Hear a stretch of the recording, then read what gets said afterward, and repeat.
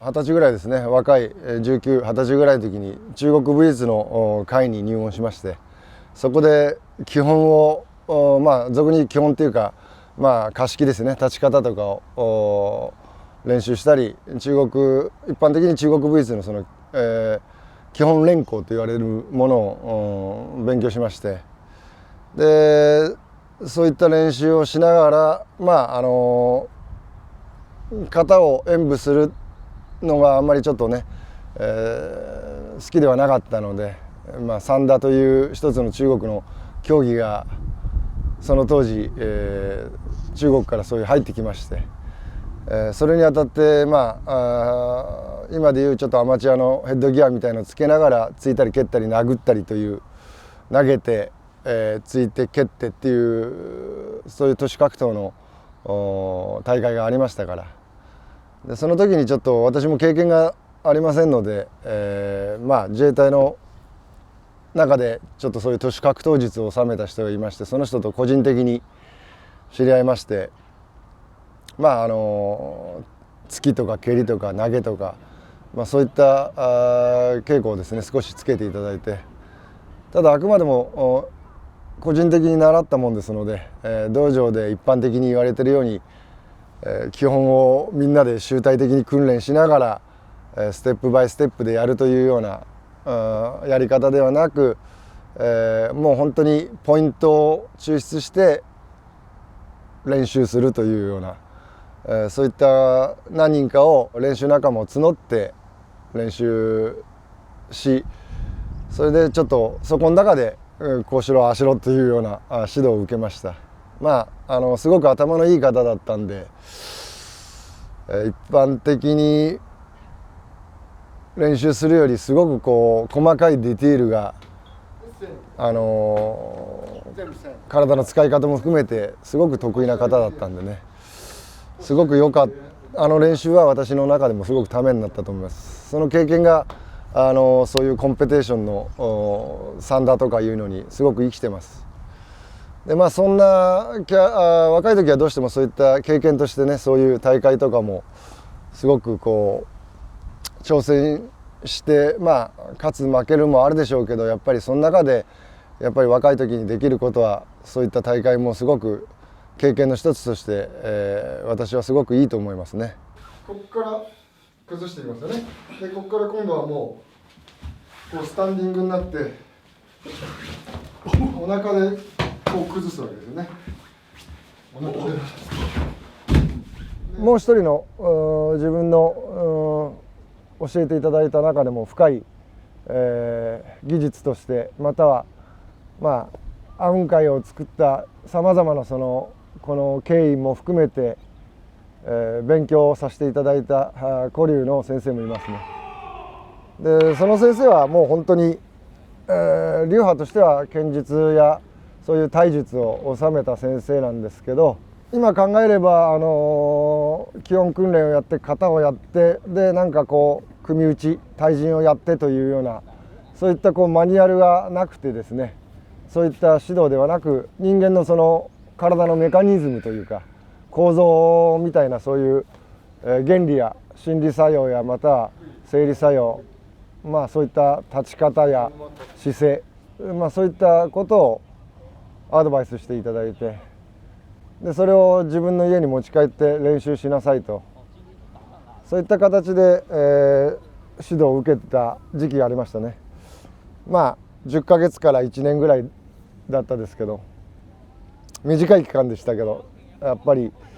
今こうやって自分がアウン会をやって人に、指導や伝えることにあたって、ここの部分は本当に核となるところなので、中をこう回して、スパインとエアパス、中をこういうふうに回してね、で今度は胸をふわっとクッと引き上げて、でその感覚です。やっぱりどうしてもある程度年齢を超えなくてはいけないっていうか、年齢を来た時の一般的なパワーとかスピードだとかいうのをさらなるちょっと違う領域に鍛えていくにはどうしたらいいかという自問自答もあったので、30ぐらい手前に大統領合気柔術の有名な先生のところに入門しまして、それもすごくやっぱりためになりましたね。もう力ではないんだっていう、外部の力ではないっていうような先生の認識で、じゃあどういったことを鍛えることによって、そういった筋肉や、外部的なものじゃなくて内向的なものが習得できるのかっていうのをすごく勉強した時期でもありましたし、それらの訓練が今は雲海の中にもものすごく反映されたり、一般的に合気道や大統領合気って言われてる人たちにもやっぱりその合気っていう言葉だけではなく、やっぱ体の使い方ですよね。物理的な体の使い方も含めていい勉強させていただきました。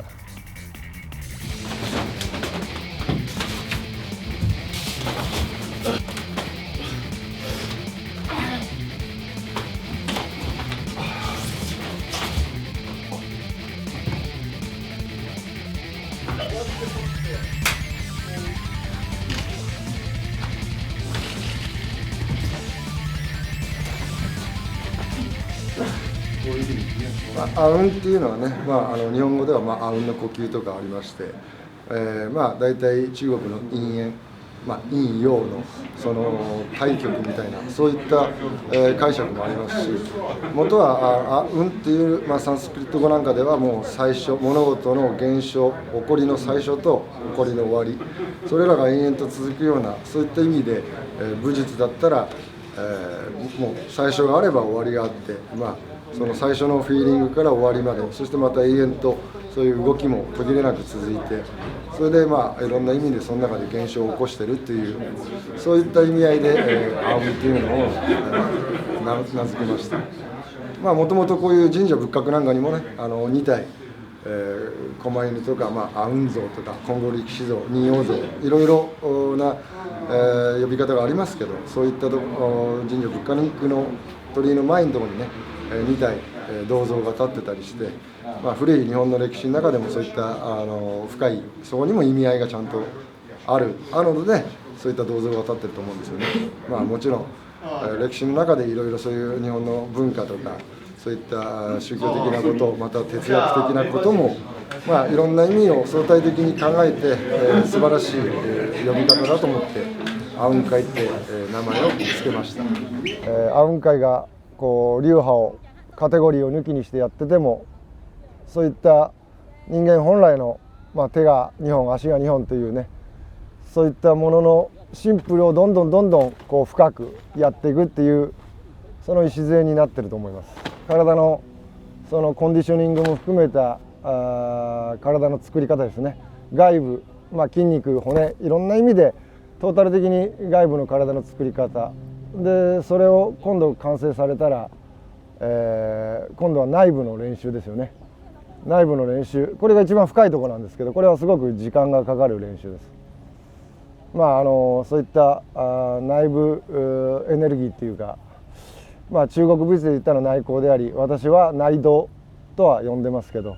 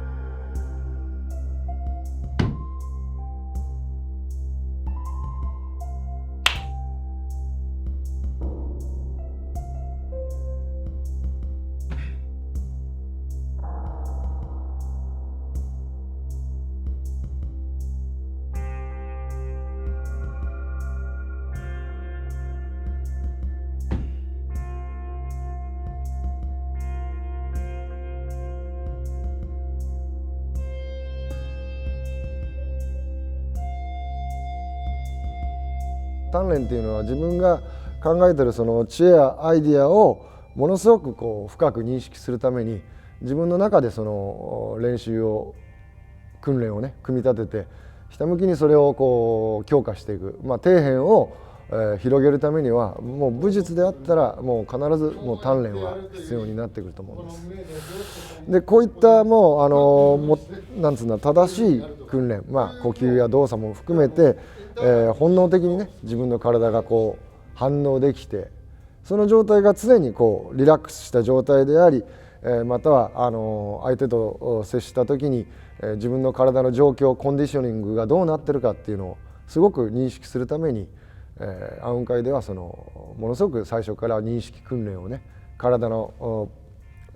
状態また相手とのその状態を認識する訓練を大切にしています。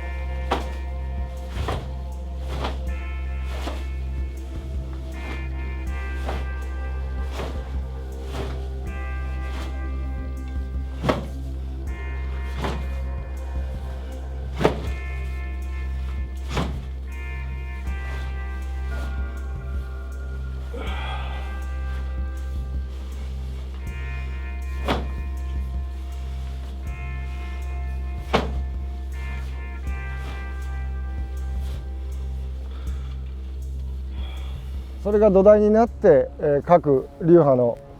マーシャルだったり、そういう体術だったり柔術だったり、そういったものにこう適応できるように体を鍛えて、で、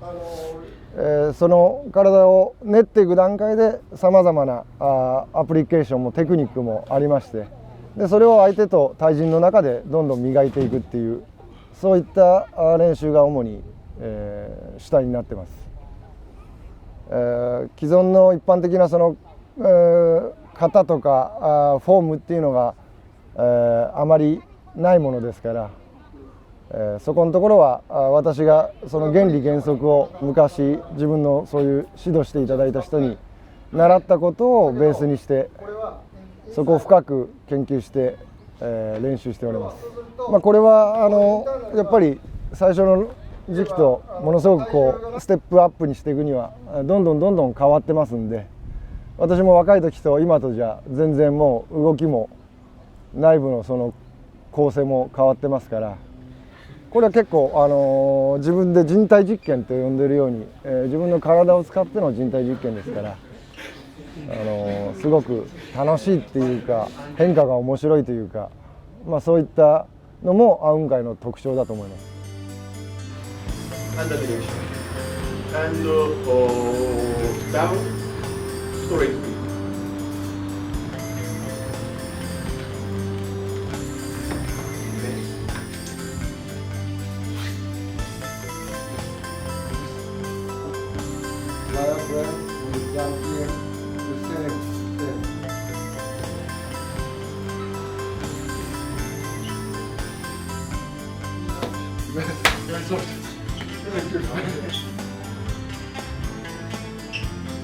ワンマックスをしてで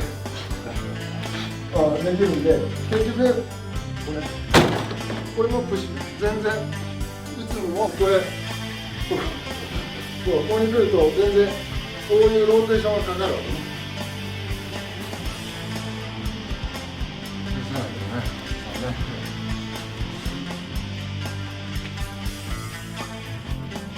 中を入れる。あとは暗雲会に来てる人たちはもうほとんどがかつていろんな流派をやってきた、いろんなバックグラウンドを持ってきた人が暗雲会に来てますんで、やっぱりそれはその今までの鍛錬方法や訓練方法で、おのおのがいろいろ感じた、限界だったり、さらに深くやるその、訓練方法だったり、また何を抽出してどこを深く掘り下げなくちゃいけないかという、おのおのの自問自答があるでしょうから、それに照らし合わせながら私は指導してるんですけど、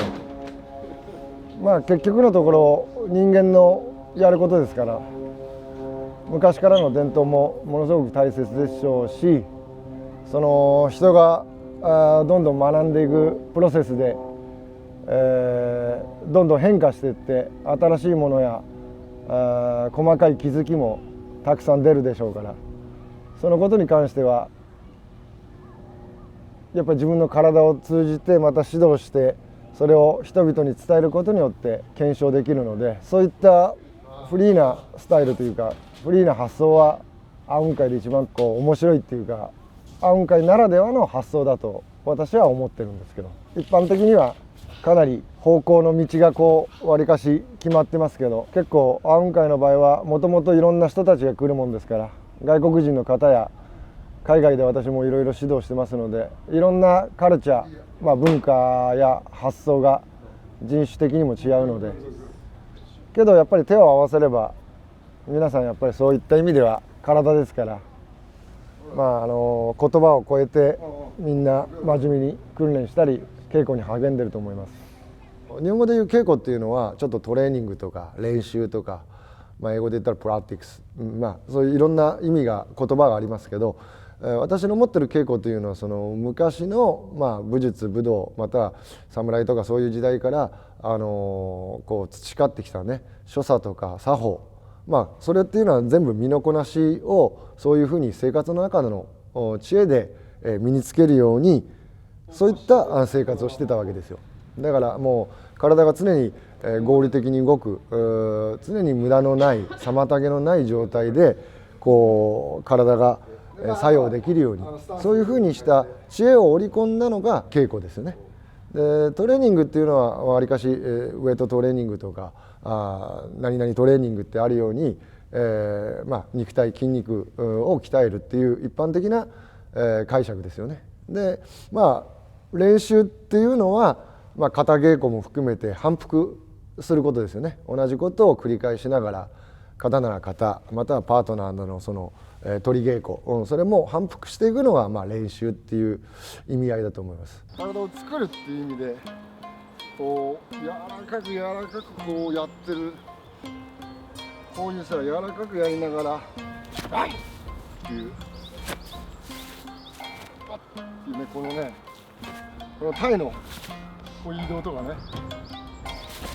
っていうこういう抜きだよね。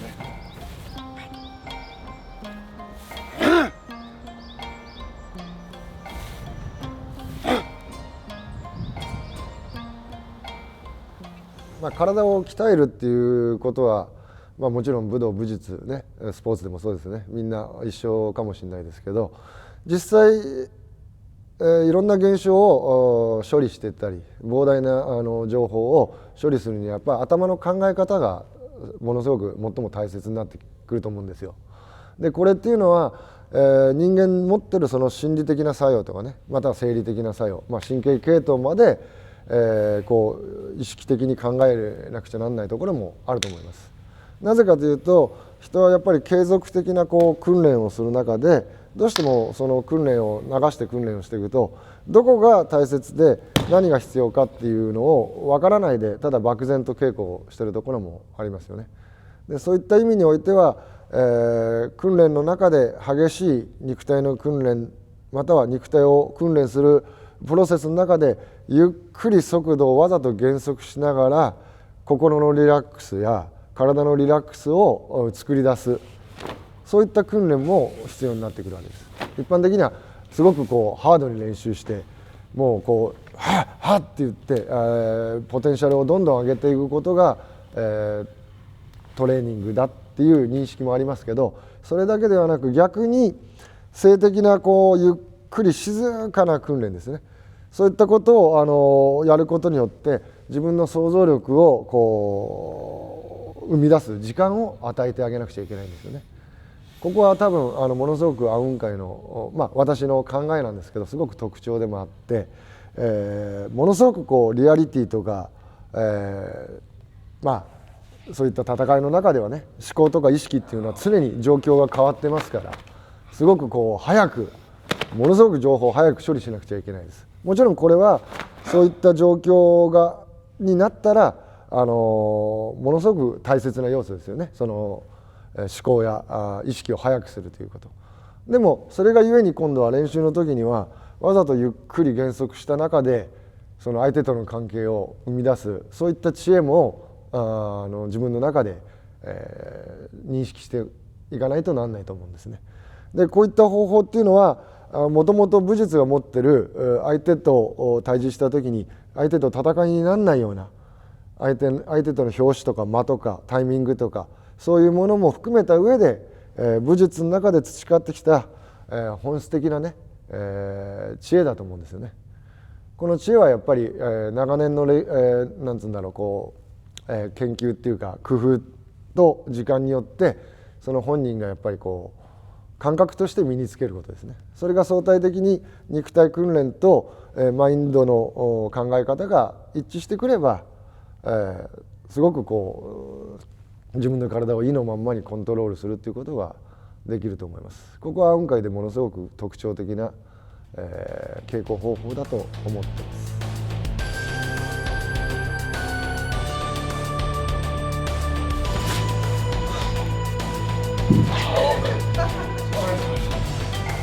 家がこうなっちゃうんだ。家がね、